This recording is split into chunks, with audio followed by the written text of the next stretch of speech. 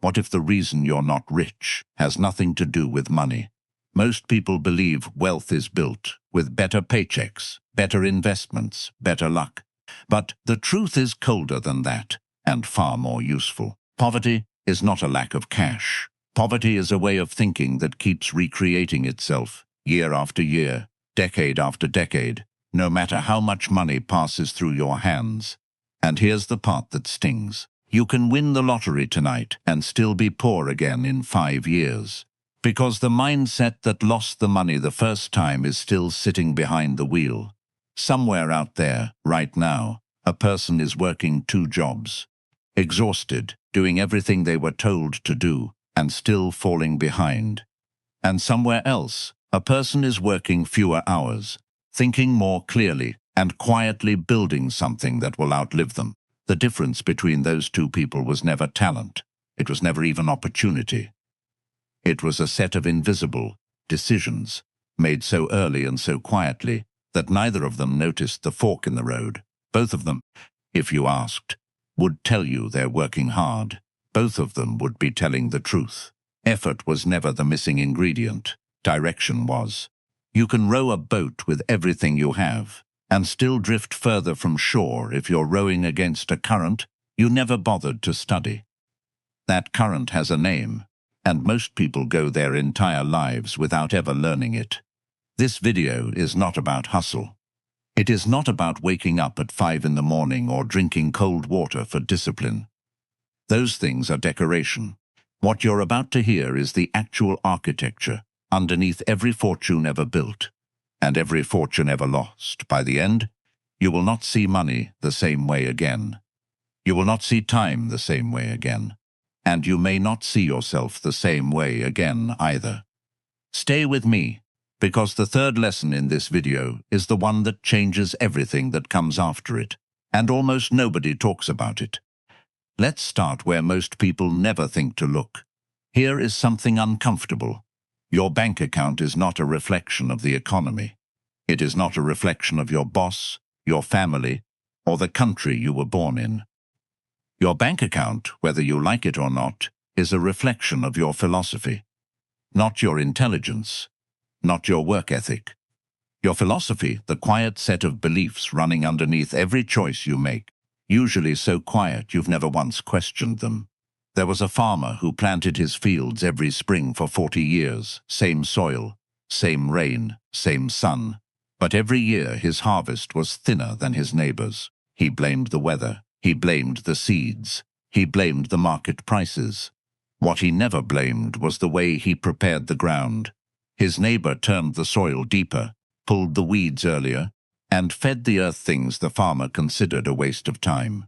Same field, same world, different philosophy about what the field required.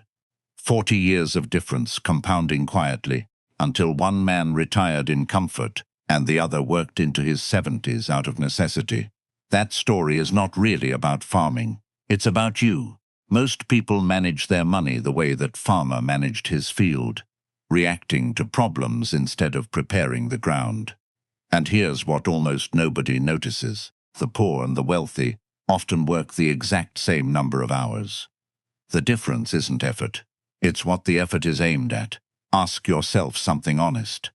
When money arrives in your hands, what is the very first automatic thought that shows up? For some people, it's how do I spend this? For others, it's how do I protect and grow this?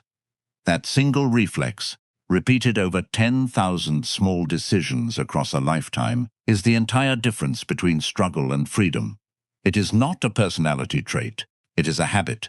And habits, unlike personality, can be rebuilt. But knowing that isn't enough on its own. Because here's where things become interesting. Most people who hear change your mindset nod along, feel briefly inspired, and then go right back to their old patterns within 72 hours. Why? Because nobody told them mindset isn't a feeling. It's a structure. And you cannot renovate a structure with a slogan. So let's build the actual structure, piece by piece. The first pillar is this. Wealthy thinking treats time as the only truly non-renewable resource, while poor thinking treats money that way. Picture 2 young men leaving the same factory job on the same afternoon. One goes home, turns on the television, and tells himself he'll think about the future tomorrow. The other goes home and for 1 hour reads, plans, and studies something that could change his position 5 years from now. Neither of them feels rich that night. Neither of them feels particularly different, but one of them is quietly trading a Tuesday evening for a future decade, and the other is trading it for 45 minutes of forgettable noise. Multiply that single hour by 365 days, then by 5 years. That is not a small gap anymore. That is 2 different lives, built brick by invisible brick, from choices so small that neither man noticed he was building anything at all. This is the part that should genuinely unsettle you. You are building something every single day, whether you intend to or not. The only question is whether you're building it on purpose. Here's what almost nobody notices about that farmer and those 2 factory workers. None of them made one dramatic decision. There was no single moment of transformation, no lightning bolt, no dramatic turnaround. It was accumulation is patient, silent, and merciless. It rewards you exactly as slowly as it punishes you, which is why most people give up right before the results become visible. That leads directly into the second pillar, and this one is uncomfortable in a different way. Wealthy thinking asks, what can I learn from this? While poor thinking asks, who can I blame for this? Blame feels good in the moment. It removes responsibility, and removing responsibility feels like relief. But relief and progress are not the same thing, and most people confuse them for years without realizing it. There's a story about a young salesman who lost nearly every account he had in a single brutal season. Prices shifted. Competitors undercut him. Customers he'd known for years quietly walked away. He had every reason in the world to blame the market. Instead, he sat down and asked himself a much harder question. What am I doing or failing to do that made this possible? That question was unbearable to sit with. It would have been so much easier to blame the economy and move on. But he sat with it anyway. What he found wasn't comfortable. He'd been coasting on relationships built years earlier instead of building new ones. He'd stopped learning his product as deeply as he once had.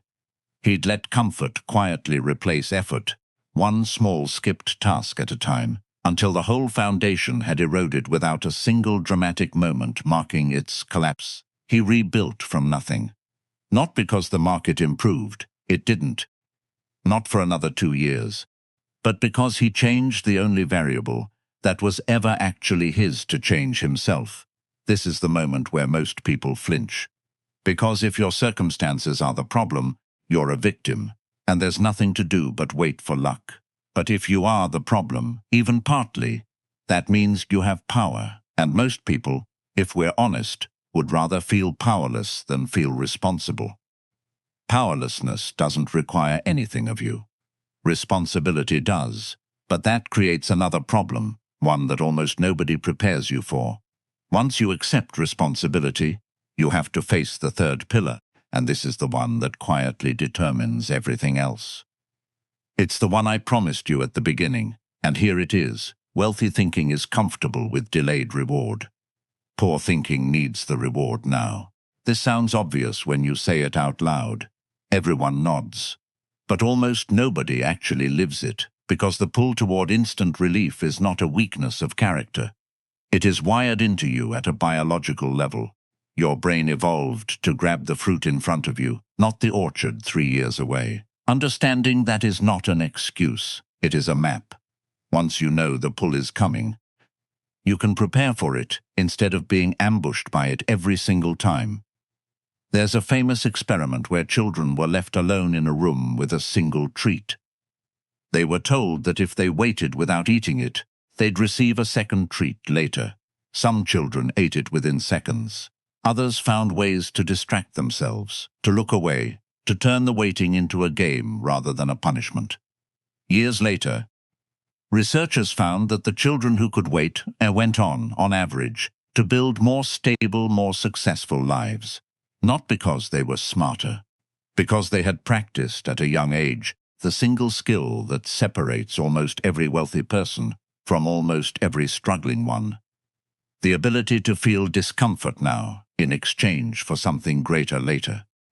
Here's what surprises almost everyone about that experiment.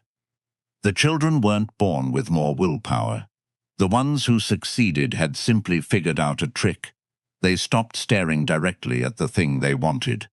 They turned away. They thought about something else. Waiting wasn't about gritting their teeth and suffering through desire. It was about redirecting attention. That is the actual skill hiding inside financial discipline. It isn't suffering, it's redirection.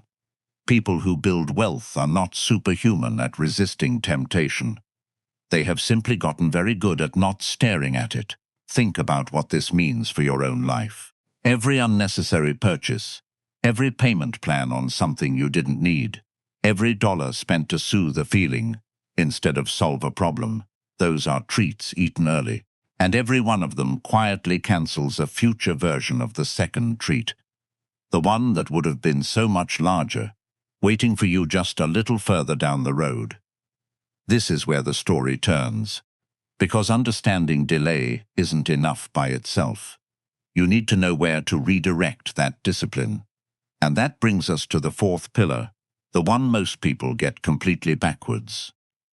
Poor thinking treats money as something you spend on comfort. Wealthy thinking treats money as something you plant. There's an old distinction between people who work for money and people who put money to work. It sounds like a cliché until you actually watch it happen in a real life. A man earns a bonus. He could take a vacation, buy something that makes the week feel better, or place that money somewhere it can grow quietly while he sleeps. Most people choose the vacation. It's not stupidity, it's exhaustion.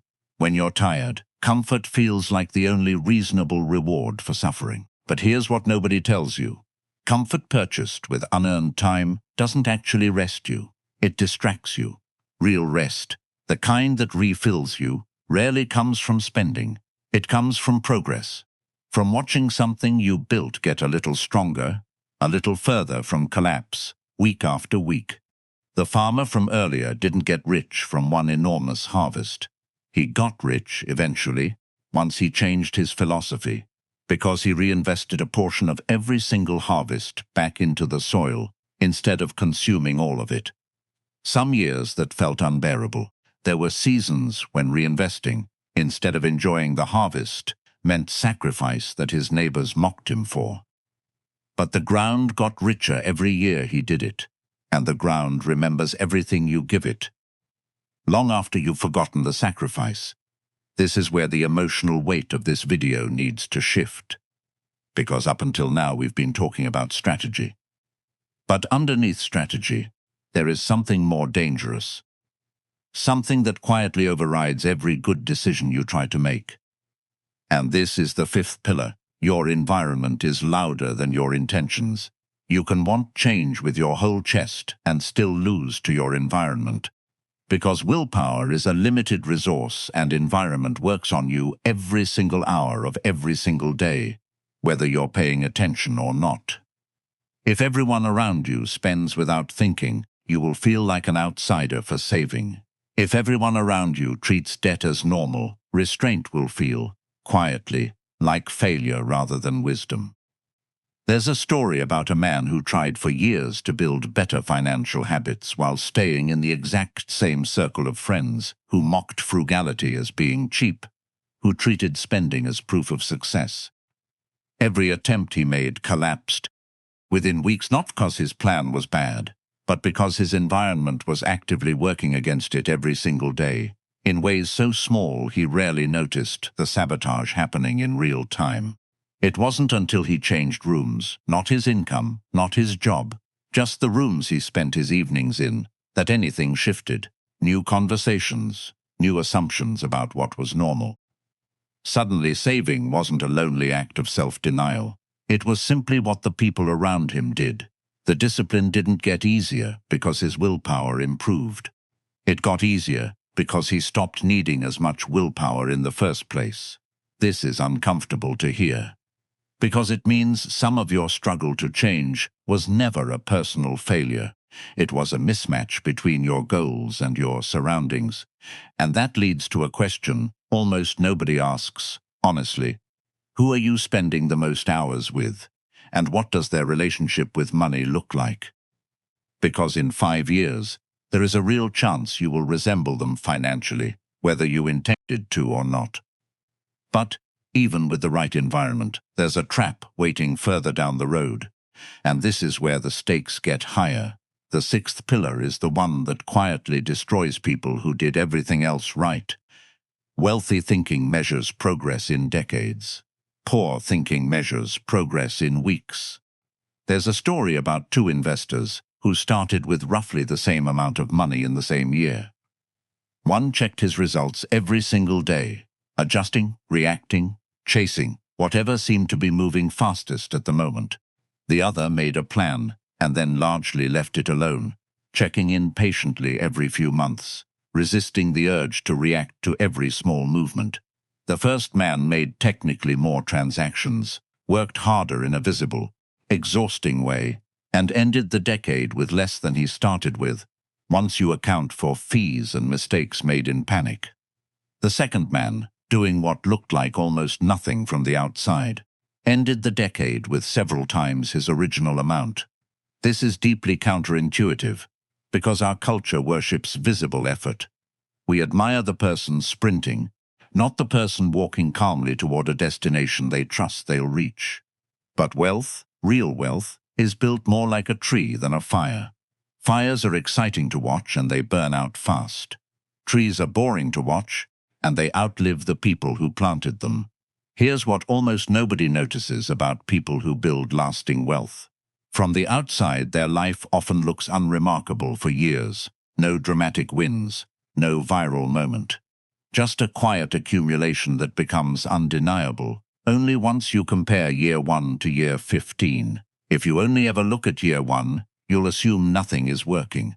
That single misunderstanding is why most people quit exactly at the point where the results were about to become visible. Which brings us to something almost nobody wants to hear, and it's the seventh pillar. You will feel like a failure right before you succeed, and that feeling is not information. It's noise. There's a story about a man who spent years building a small business that barely survived. Month after month, while friends with stable jobs bought houses and took vacations he couldn't afford.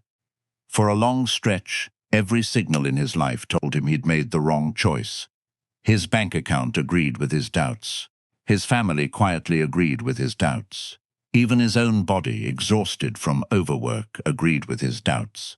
And then, almost without warning, something that had been building underneath the surface for years reached a threshold, and the business that had barely survived for so long suddenly couldn't keep up with demand.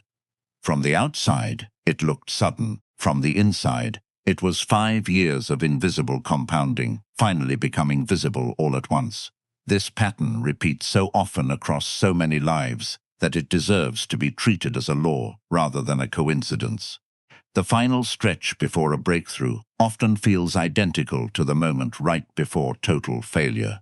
The two feelings are, from the inside, almost indistinguishable, which means the people who quit and the people who succeed often feel the exact same despair right before the fork in the road. The only difference is what they did next. This should change how you interpret your own discouragement.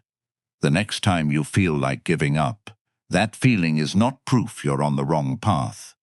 It might be proof you're closer than you think, and simply can't see it yet, because compounding is invisible until it isn't.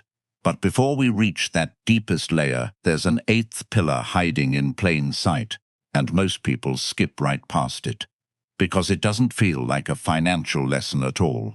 Wealthy thinking treats money as a tool for freedom and contribution. Poor thinking treats money as proof of worth. There's a difference between wanting money to feel safe and wanting money to feel important. The first motive builds slowly and steadily, because safety doesn't require anyone else's approval. The second motive is a trap disguised as ambition, because worth measured through possessions has no finish line. There is always a bigger house somewhere, a faster car somewhere, a more impressive number somewhere. And chasing worth through accumulation is like trying to fill a cup with a hole in the bottom of it. There's a story about two brothers who inherited equal shares of a modest family business. One spent the following decade proving something: nicer cars, louder signals of success, decisions made to be seen rather than decisions made to compound.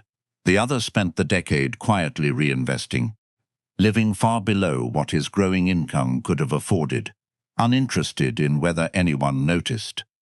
By the time their father passed, one brother had very little left to show for 10 years of visible success. The other had built something that would support 3 generations after him. The brother who built quietly wasn't more disciplined in nature. He had simply stopped needing the money to say something about him. Once money stops being a scoreboard for your worth, it becomes something far more powerful. A quiet, patient tool, doing its work without needing applause. This matters because worth-driven spending sabotages every pillar we've already covered. It overrides delayed reward, because status wants to be seen now. It overrides reinvestment, because status wants to be spent now. It overrides patience, because status is, by definition, impatient. Underneath almost every financial collapse hiding behind a confident smile, you will find someone who was quietly trying to prove something to a room that was never actually watching that closely in the first place. Here's the strange relief buried inside that realization. Once you stop performing wealth, you free up an enormous amount of energy that was previously being spent on an audience. That energy, redirected, is often the exact fuel needed to actually build the thing you were only pretending to have.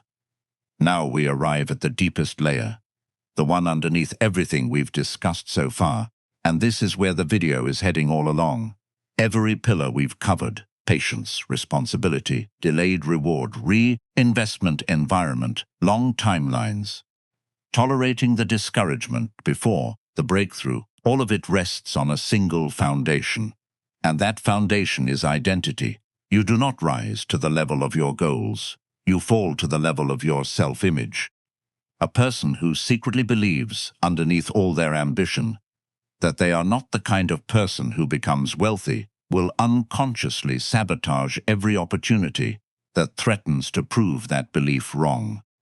Not out of laziness, out of loyalty to an old identity that feels safer than an unfamiliar one, even when the unfamiliar one is objectively better.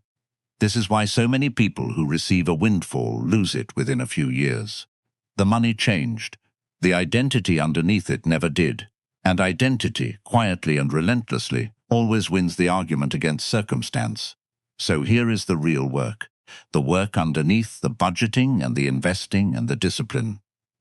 Before you can build a fortune on paper, you have to become, in your own mind, someone who is allowed to hold one. That shift doesn't happen through motivation. It happens through evidence. Small proof, repeated often enough, that you are someone who follows through, someone who reinvests instead of consumes, someone who thinks in decades instead of weeks. Every time you keep a promise to yourself, even a tiny one, you are quietly editing that identity, one small revision at a time. This is the unforgettable truth, hiding underneath everything we've walked through today. Money is not the reward for a plan. Money is the reward for a person. Build the person, and the money becomes a natural consequence. Almost boring in how inevitable it becomes. Chase the money without building the person, and it will slip through your hands no matter how much of it arrives, because nothing was ever built strong enough to hold it. You started this video wondering whether it's too late to build a millionaire mindset. Here is the honest answer. It was never about your age, your income, or your starting point. It was always about which of these pillars you were quietly ignoring, and whether you were willing to look at that honestly instead of looking away. The farmer who changed his philosophy didn't get a different field. He became a different kind of farmer, and the field responded to the change in him. Your field, whatever it looks like right now, is waiting on the exact same thing. Not a better economy, not a lucky break, Just a decision, made quietly today to become the kind of person your future depends on. Notice, too, what we didn't talk about. We didn't talk about a stock tip. We didn't talk about a side hustle, a shortcut, or a secret the wealthy supposedly keep hidden from everyone else. That's because none of that was ever the real lesson. Tactics change every few years. Platforms rise and fall. Markets shift in ways nobody fully predicts. But the 8 pillars underneath all of it, responsibility, patience, reinvestment, environment, long timelines, tolerance for the discouragement before the breakthrough, and a motive rooted in freedom rather than performance. Those have not changed in 100 years. And they will not change in the next 100 either. Learn the pillars, and you can survive any tactic going out of fashion. Learn only the tactic, and you'll be starting from zero the moment it stops working. You started this video wondering whether it's too late to build a millionaire mindset. Here is the honest answer. It was never about your age, your income, or your starting point. It was always about which of these pillars you were quietly ignoring, and whether you were willing to look at that honestly instead of looking away. The farmer who changed his philosophy didn't get a different field. He became a different kind of farmer, and the field responded to the change in him. Your field, whatever it looks like right now, is waiting on the exact same thing. Not a better economy, not a lucky break, just a decision made quietly today to become the kind of person your future depends on. Somewhere down the road, a version of you is going to look back at this exact moment, this video this evening, this decision you're about to make or not make, and that version of you will know, with total clarity, whether this was the night everything started to turn. You don't get to see that version of yourself yet, but you are right now, deciding what he or she will remember about tonight. If this changed the way you think, even slightly, subscribe, because the next lesson builds directly on this one, and it might be the piece that finally makes everything click into place.